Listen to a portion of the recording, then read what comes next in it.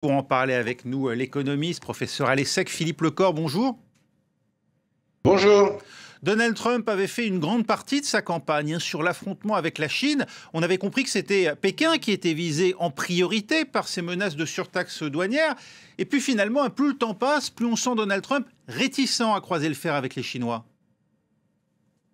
Oui, vous vous souvenez que lors de son premier mandat, il avait réussi à signer un accord, ce qu'on appelait l'accord de phase 1 avec la Chine, qui permettait aux États-Unis de réduire son déficit commercial en vendant notamment davantage de produits agricoles à la Chine et en espérant vendre des Boeing notamment, qui sont les deux postes, je dirais, d'exportation les plus importants.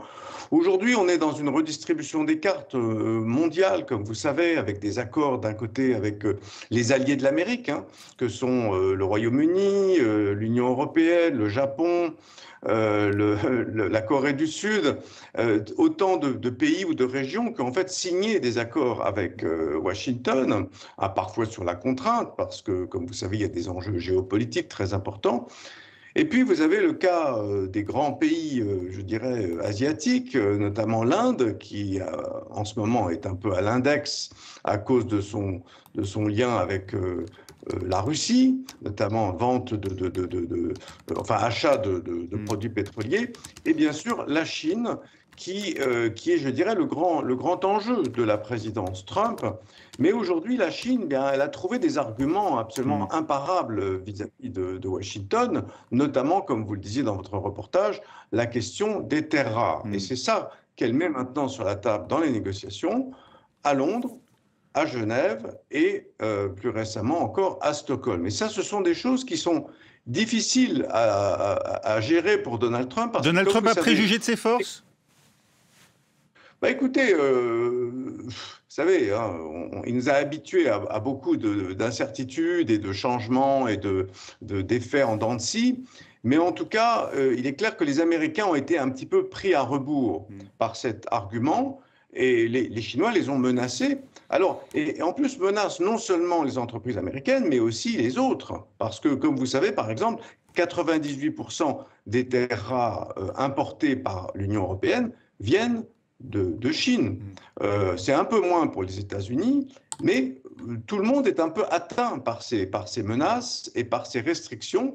L'électronique, l'aéronautique, la défense, autant de secteurs qui sont essentiels. Donc aujourd'hui, on a prolongé de 90 jours des sanctions qui sont finalement assez basses par rapport à l'état des relations commerciales sino-américaines, qui est dramatique. Et donc, je pense que c'est reculer pour mieux sauter. Je pense que Trump essaye d'atteindre un accord qui lui permettra de rencontrer Xi Jinping d'ici la fin de l'année et de mettre en avant ses talents de négociateur. Un accord, si on en reste là, c'est plus 10% côté chinois, plus 30% côté américain. C'est dire tout de même que les Chinois sont plutôt perdants par rapport à la situation antérieure, avant l'entrée de Donald Trump à la Maison-Blanche. Oui, mais si vous voulez, le déficit commercial sino-américain, il est considérable et donc ça ne permettra pas de résorber ce déficit. Par ailleurs, quiconque a été aux États-Unis sait que dans les grandes surfaces, dans la vie quotidienne, en fait, les Américains consomment des produits chinois et qu'aujourd'hui, il y a tout un tas de produits qui ne peuvent pas être remplacés. Vous savez, la grande question des économistes, c'est quelle est la prochaine Chine?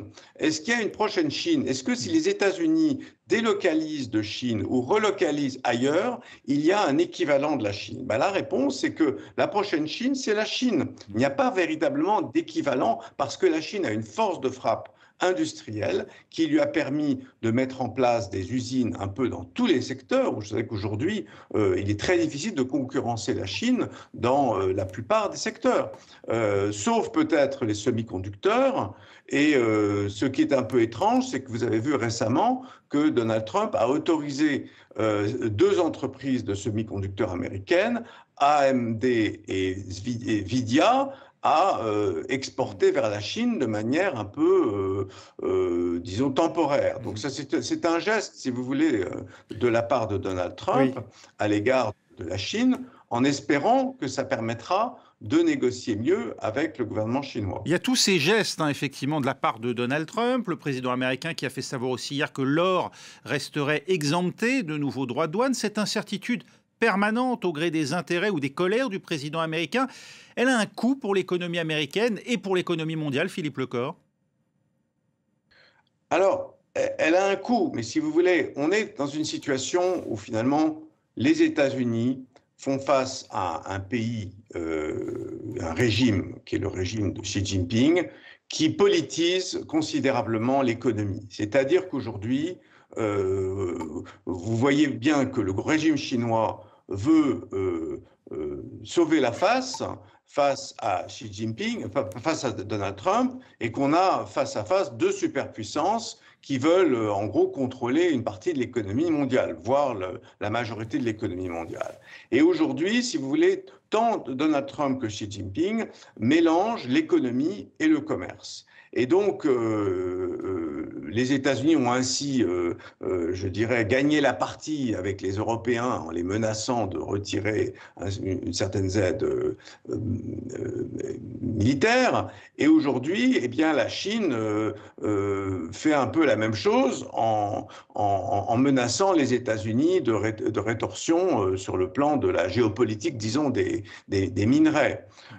Et donc, finalement, tout est un peu sur la table. Je ne suis pas sûr, si vous voulez, que les États-Unis seront gagnants parce qu'effectivement, ils ne peuvent pas remplacer les métaux rares venus de Chine, ce qu'on appelle les magnets.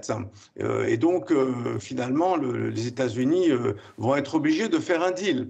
Mais ce deal ne sera pas forcément à leur avantage. Merci Philippe Lecor, professeur à l'ESSEC et à l'EJA Society Policy Institute, d'avoir été avec nous sur France 24.